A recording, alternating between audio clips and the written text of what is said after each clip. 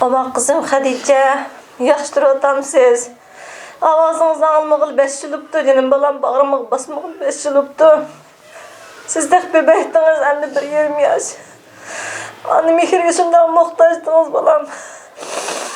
Abdın sizni herkes kuyup koymaydı balam. Bir tınığım kağıtça çukum sizni bağırmağıl basqılı. Bir şeyim hem de ek bağılacağım boğulu men. Küçümden yetişçe bir tınığım kağıtça. Herkes bu ilimden vazgeçmeyin ben balam. Çidap durun dedim balam. Çidap durun, çokum sabır kılın, çidap dedim balam. Abba kızım. Sizni şundak sevgindim canım balam. Ayşe, Abdusalam, sizlerni pek sevgindim. Sizlerni kettinler. Men sizlerni izleyevatım men. 5 yıldır izleyevatım men sizlerni tapamavatım men balalarım. Sizlerni kettinler. Men çokum sizlerni izleyip tapımen. Men sizlerni çokum yendirip gelmeye yanımga. Kızım Rızvangül.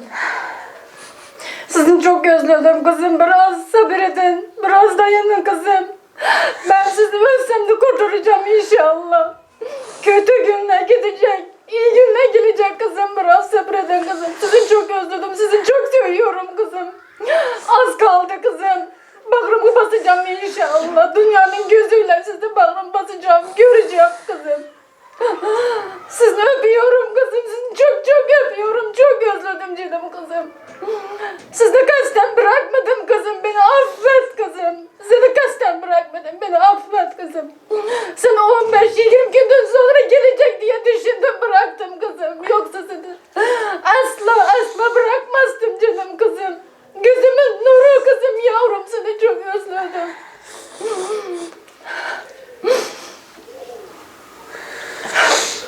Gördüğünüz gibi annelerimizin aktığı gözyaşları, yaptığı fedakarlıklar, kan yaşları lütfen Allah rızası için yerde bırakmayın. Şu gördüğünüz küçük masum çocuklarının ah feryatları, ağıtları, çığlıkları lütfen. Artık annelerimizin bekleyecek, sabredecek hali kalmadı, tükendiler. Kalpleri dilim dilim, paramparça. Bütün bayramlar bize cehennem gibi geçiyor. Azaplarımıza azap katıyor. Çocuklarımızdan ayrı geçirdiğimiz her dakika bizi parçalıyor. Lütfen Allah rızası için. Bütün medyalar, bütün haber kanalları. Biz çocuklarımızdan ayrı kaldık. 5 senedir yüzünü göremiyoruz.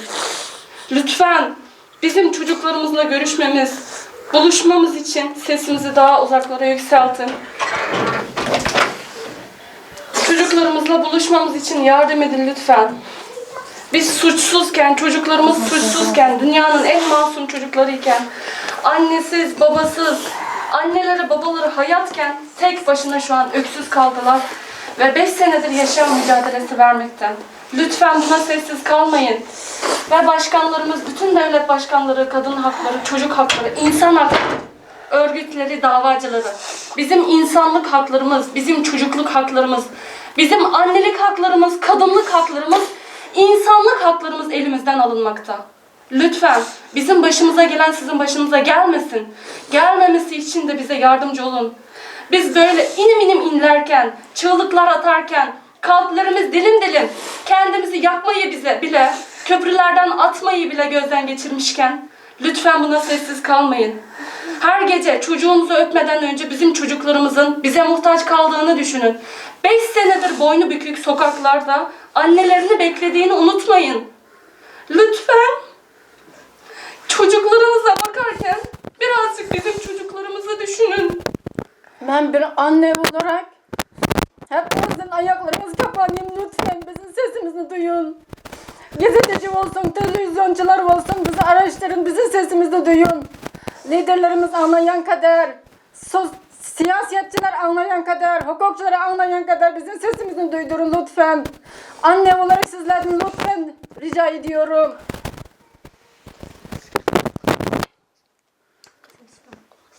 Gel lambalarımıza. Çocuklarım yapacağım.